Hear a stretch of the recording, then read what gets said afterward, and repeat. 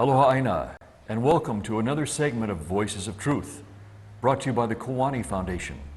I'm Ehu Kekahu Cardwell, and we're very privileged to have with us today Native Hawaiian activist and fisherman from Maui, Isaac Harp. Isaac, welcome to the show.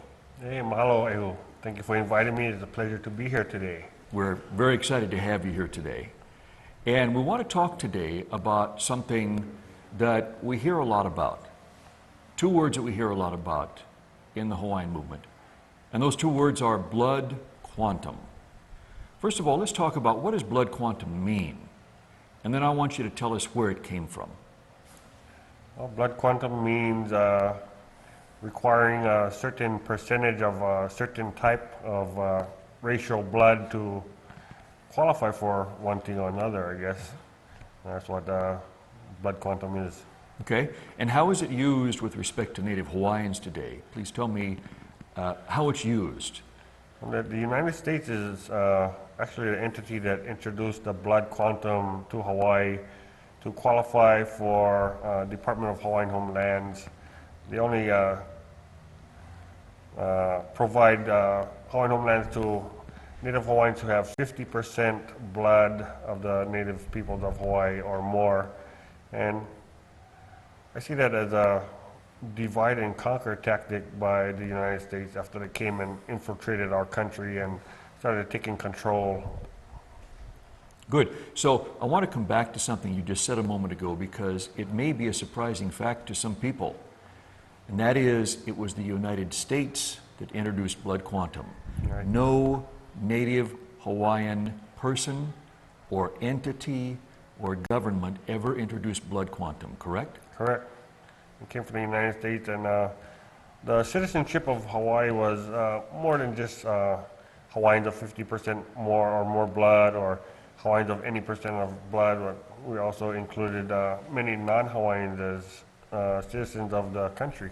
Okay, so why do you think the United States imposed upon the Hawaiian people the blood quantum rule? And first of all, also please tell us, so when we talk about blood quantum, we're talking obviously about percentages. Mm-hmm. You either have this much percentage or you don't.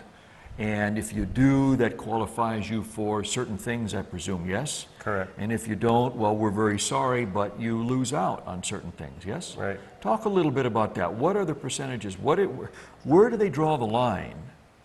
It's the United States drawing the line, and what do you get or what do you miss out on if you are in the in-group or in the out-group? Well, like I mentioned, the Department of Hawaiian Homelands, they only provide benefits of 99-year leases at $1 a year to those Hawaiians of 50% or more blood, mm-hmm. while those of 49% and less get nothing. And I really feel that that's a terrible thing to do, is put this racist type requirement on the people. If somebody's maybe got married twice, one of his children is 50% Hawaiian and maybe one of his children are less than 50%, one can qualify for Department of Hawaiian Homeland and the other cannot. That's something is terribly wrong with moving forward with anything like that. And the 50% blood quantum also applies to what is mistermed as ceded lands that the state of Hawaii has control of right now. The lands were not ceded. The government of Hawaii never freely relinquished these lands to the United States, which so supposedly ceded it back to the state of Hawaii government. Ceded means to give up. To give up. Yes. Freely, yeah. It Yes. was never ceded. The land was stolen Right. from the kingdom of Right. Hawaii, the people of Hawaii. So who called it ceded? Was it the Hawaiians or was it the foreign culture that came in that stole it? Yeah, the federal government actually called it ceded. They Mm-hmm. took control by military force Yep. of those lands, and then they led this unlawful process to create Hawaii into his false situation where we're so-called state now. And in that process, it was not moved forward by like the United Nations or some unattached entity, but it was pushed forward by the United States themselves, and there was not any oversight provided by any unattached entity like the United Nations or anybody else. The whole thing was the United States driven. They even allowed the United States military stationed in Hawaii at the time to participate in the vote. So the whole process was illegal. Wait a minute, let's back up. So you're telling me that they allowed the U.S. military to participate in that vote? Right. Well, isn't that like the fox guarding the hen house? Exactly. Yeah. Fox raiding the hen house, that's what it was. Yes. Okay. I also want to come back to a couple of things you said a couple of moments ago because to me, they're really important points. Number one is that blood quantum was introduced by the Hawaiian Homelands Commission, yes? Right. Okay. And that was and is a state entity. Right. So even though it has the word Hawaiian in it, at first glance, a lot of people would think that's a Hawaiian entity or a native Hawaiian entity, but it's not, is it? Well, driven by the unlawful government. It's driven by the state of Hawaii, Right. which in turn is driven by Washington, D.C., Yeah. the occupiers of Hawaii. Right, the United States federal government. And I see the 50% requirement in a little bit different light too, as far as the Hawaiian homelands go. Back in 1929, when the homelands was set aside, a lot of Hawaiians were dying, and there was a lot of intermarriage and dilution of a lot of the race was being diluted by intermarriage with different races. So I believe they saw in the future that the 50% or more Hawaiians would die out or be diluted to the point where there wouldn't be any more 50% or more Hawaiians. That's what they were hoping for. Yeah, and I believe that's why we have so few Hawaiians on those lands today, and why there's so many people waiting on the list and dying on the list, waiting to be awarded their homeland. There's so many people with hope that they have a lot of hope. That's the only way they're ever going to get any land or anything is because of the economy we've been forced into, and Hawaiian community not being accustomed to living in this monetary type economy. Okay, so you talked a couple of minutes ago about a family and some of the family Ohana members having 50% or more blood quantum and some less than 50%. The image that came to my mind was of the Berlin Wall back during the Cold War. And it divided people. Some people were on the east side and they were not entitled to live under so-called democracy, and the other side they were. So you had the haves and the have-nots. Really, it's a situation of divide and conquer, isn't it? Exactly. They combined as one people. The Native Hawaiians and the non-Hawaiian citizens of the kingdom would probably be a very imposing force. But if you can divide us up by splitting the Hawaiians in half by using that blood quantum, and then further splitting the citizens of the kingdom up by not even recognizing the non-Hawaiian citizens of the kingdom, they would divide us up into three categories rather than just having that one imposing force facing them. And because of the blood quantum, some people qualify and some not.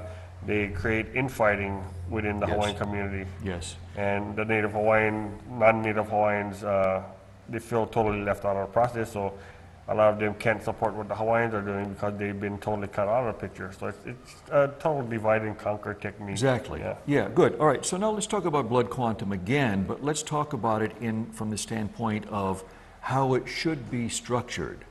Tell me how you view blood quantum. Is it a concept that should be thrown out the window entirely? In terms of the cocoa, the blood running through people's veins, where should the line be drawn? Should there be a line drawn? What do you see as Pono here in this issue? As far as the blood, I don't think there should be any line drawn. But so many people have come to expect that they're entitled to something. The United States needs to dump some money into this Department of Hawaiian Homelands program and put these people on the land now. They've been giving nickel and diming this thing, trying to, I guess, hoping the Hawaiians would die out so they wouldn't have to turn these lands over to the Hawaiians. But I guess we surprised them. We multiplying and we actually expanding in size and numbers.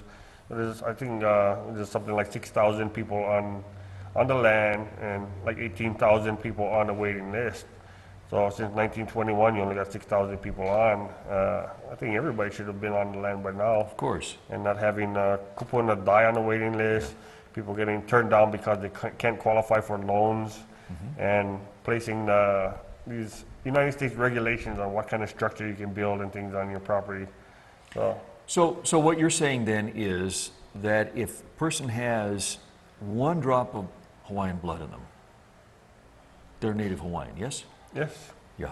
I seen the difference between 99% and 1%.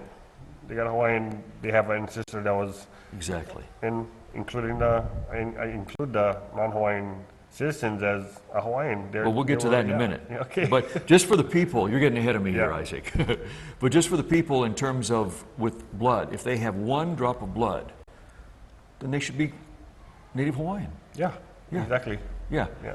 Another way to say it is the only people that should decide who is Native Hawaiian are the Kanaka Maoli, the Native Hawaiian, not anybody Yeah, else. nobody can make the decision up for the people that are in question.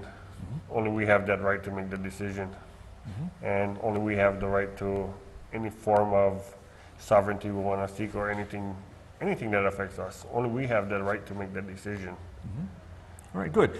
Now let's talk about the people who have no Native Hawaiian blood, no Kanaka Maoli blood. Tell us a little bit about the Hawaiian nation when it was a sovereign nation, recognized with many, many treaties with countries all over the world prior to the illegal overthrow. Tell us a little bit about the population. Was it a multiracial country? Talk a little bit about that for us. What did it look like back then? Yeah, prior to the unlawful military force coming into Hawaii and displacing our government, we had a lot of the sugar planters the business was going on and stuff, and they were bringing in a lot of immigrants from foreign countries, from Japan and things. A lot of these different nationalities were coming here, and they became citizens of the Kingdom of Hawaii. So they became Hawaiian nationals. Hawaiian nationals. Yes. Okay. Very good. They were Hawaiian national, although they had not even one drop of Hawaiian blood. Okay. They were considered Hawaiian nationals because they swore their allegiance to the government of Hawaii. So they were called Hawaiians, just like residents of California today are called Californians. Correct. Hawaiians in the term of their nationality, not in terms of their racial makeup. Right. Good. So So race was never a question until the United States forced that on the Hawaiians. exactly, Yeah. exactly. Go ahead. So tell us a little bit more about what it looked like back then in terms of the makeup of the nation. The makeup of the nation was, like I said, a multiracial nation. We had Japanese, Chinese, just about every nationality that's here today. And there's really no discrimination between what race you were or anything. Anybody could become a national of the kingdom as long as you swore your allegiance. And I guess you pledged your allegiance to the government and you swore to obey their laws and everything. People got along. Yeah, people got along and people shared. I love to listen to the real elder kapunas that are still alive, the ones in the 80s and 90s, about how everybody shared. The Filipinos shared, the Japanese, the Hawaiians, they all shared things.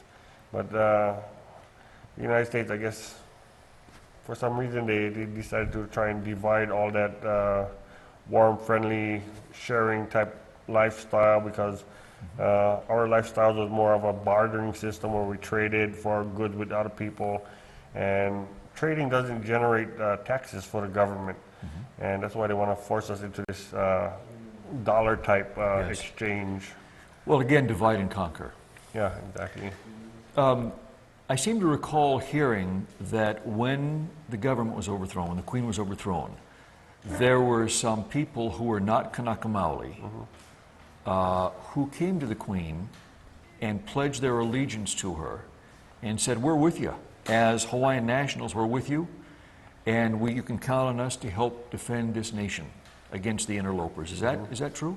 Yeah, there were a lot of supporters of the Queen, and one thing a lot of people need to understand is that the sugar planters and some people like Thurston Twig Smith's grandpa were involved in bringing the military here, convincing the United States government to bring the military here and displace the Queen. And a lot of people think that she relinquished the claim over the sovereignty of Hawaii to these little individuals, but she did not relinquish the sovereignty to them. She surrendered to the United States of America, the superior military force, until such time that they could correct the wrongs that was brought on to Hawaii by their agent and the military forces of the United States.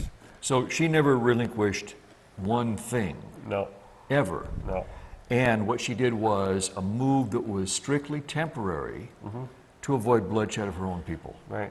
Until such time that the United States correct Yes. the unlawful activity. which they to this day have not done. They made a good effort in that direction by apologizing in 1993, but they did not continue forward on following through with repairing the damage after they apologized. So I think the United States need to look at themselves in the mirror and move forward and fix the damage that it created here. Okay, good. So now we've talked about the past, what Hawaii looked like as a sovereign nation back in the 1800s. Let's talk about the future. Let's say that right now, this very moment, Hawaii became an independent sovereign nation again. Would that mean that all the people who did not have native Hawaiian blood would be kicked out of Hawaii?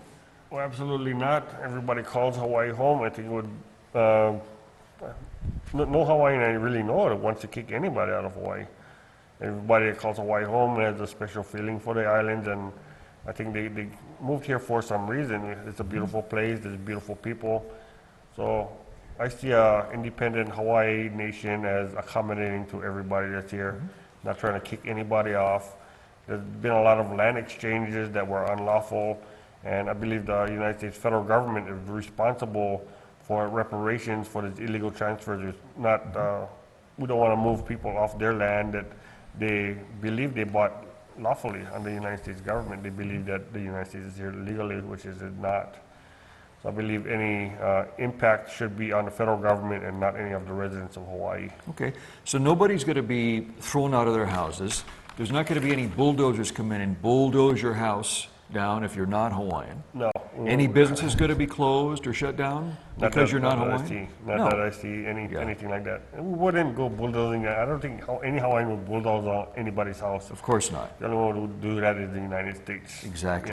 Yeah, Exactly. yeah, that's a cruel thing to do to people, but has been done on numerous occasions by the United States government.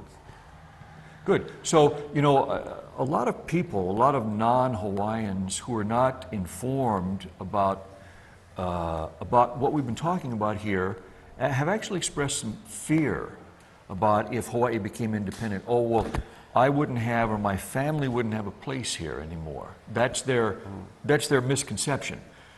Talk a little bit about why it's in everybody, and when I say everybody, I mean both Kanaka Maoli and non-Kanaka Maoli's interest, why they should be behind the independence movement. What's in it for them? How are they going to benefit by supporting this? Because I know there are some really good reasons why they should. Yes? I think just by separating from the United States, that big suction of tax money that everybody's paying to support this huge military buildup, this huge space exploration program and everything, just cutting off that vacuum alone will keep a lot more money in the people's pockets here. And just cutting off this reliance on imports will probably keep a lot more money in our pockets here. But I think people just got too spoiled in this disposable, Ziploc, throwaway, McDonald's type lifestyle. And we need to start moving back into trying to live in harmony with nature and stop trying to change nature to suit us, because Mother Nature is going to win out in the end. So we better start playing by her rules instead of trying to manipulate everything to suit our convenience. And I really don't see any negative things about getting out of the United States. A lot of people ask about, are they going to lose their Social Security benefits and things like that, their retirement, Social Security and stuff. But people... What's the answer there? Yes or no? No. No, of course not. You pay into the Social Security program when you're working, and it's like a contract between you and the United States. You're investing into their program, and they owe you that money back. And there's a lot of Filipinos that I know that work in the United States system, pay into the Social Security program.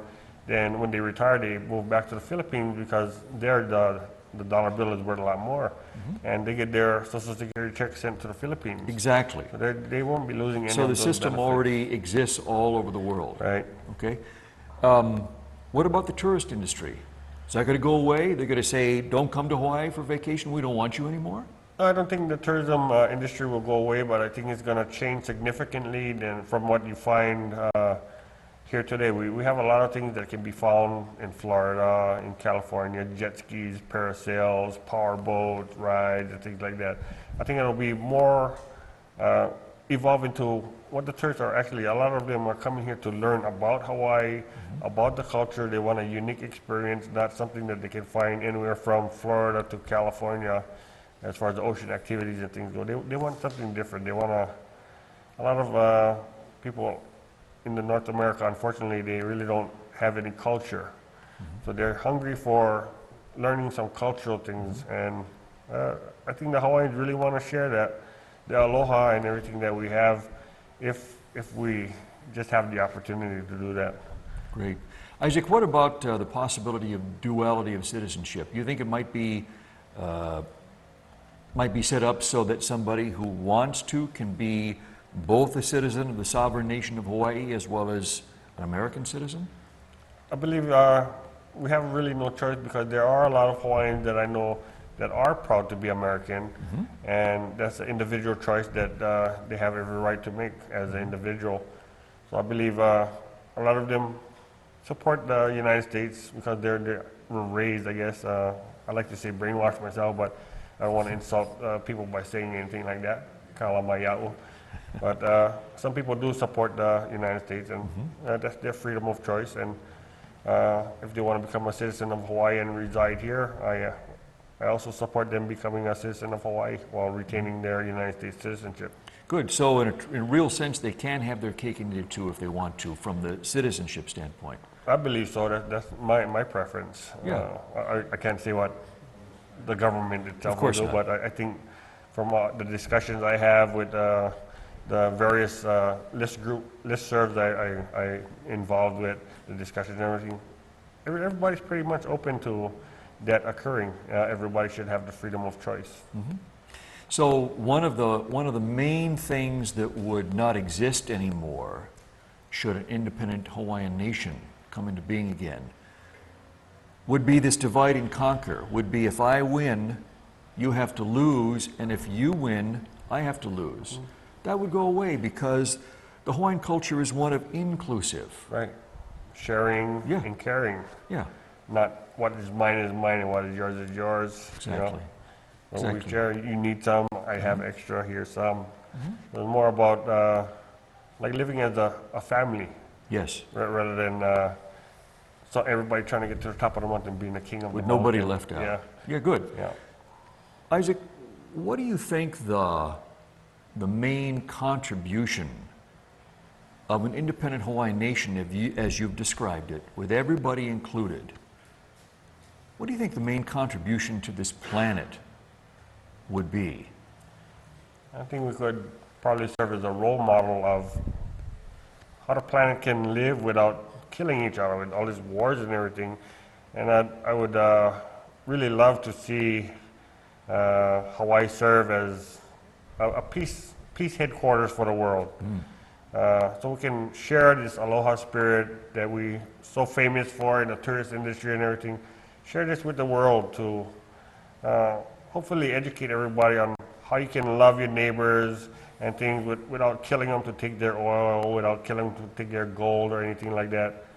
Just how to live together in peace and harmony and be happy at the same time. Be So- happy, get satisfied, and live a quality life. So really a model for the world Right. of how it could be, accepting it would be that way here Right. in Hawaii. I totally believe so, 100% of my heart. Yeah, very good. And, so a lot of people say, well, that sounds great to hear, but that's a fantasy. That's pie in the sky. That's not realistic. That could never happen. And yet they said that about the Berlin Wall. The Berlin Wall would never fall. Yeah. Communism would never collapse, yes? I said that about a lot of things. Yeah, like Gandhi's efforts, and there's a lot of examples out there. People, I guess some people have a negative view, but if you believe something is possible and you pursue it, I think anything is possible. It's up to the individuals in their mind. You make what is possible possible.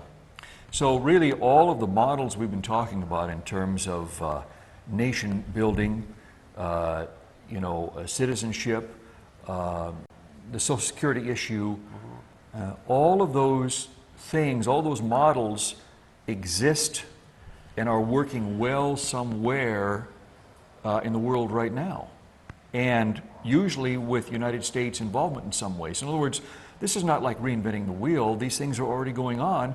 They just need to be brought back to Hawaii and plugged in as components, yes? Right. I think the United States learned a lot of this democracy and everything from Hawaii. The example that they learned here when they came here and adopted that, but unfortunately they seem to have not had any respect for Hawaii itself. I guess they saw this as a primary military location in their effort to gain control of the globe. I think that's the main reason they want Hawaii, is because of the strategic military location, and I guess the tourist destination, little playground and military. That's about all we are to the United States, I think. What would you say to somebody who is listening to the show today and says, okay, sounds good to me, how can I help? Very quickly, because we just have a minute left. How would you answer them in just a few words? What would you tell them? I'd tell them get involved in expressing your opinion out there. There's a lot of people having an opinion, but they're keeping it inside of them. Get involved. There's several listservs out there on email and things, or you can write letters to the editor and express your opinions out there. Visit websites like stopakaka.com and educate yourself on some of the things affecting the Hawaiian community, which has a ripple effect that affects everybody in Hawaii. Great. So I think, yeah. Isaac, thank you very much for being with us here today. Thank you very much for painting the picture of what Hawaii can be for the future. I'm Ehukekahu Cardwell with the Kiwani Foundation. This has been Voices of Truth. Thank you for being with us today. Aloha Aina. Aloha. So one of the main things that would not exist anymore should an independent Hawaiian nation come into being again would be this divide and conquer, would be if I win, you have to lose, and if you win, I have to lose. That would go away because the Hawaiian culture is one of inclusive. Right. Sharing Yeah. and caring. Yeah, Not what is mine and what is yours. exactly. You know? When we Exactly. share, you need some, I have extra, here's some. It's more about like living as a family Yes, rather than so everybody trying to get to the top of the mountain being the king of the with nobody mountain. left out. Yeah.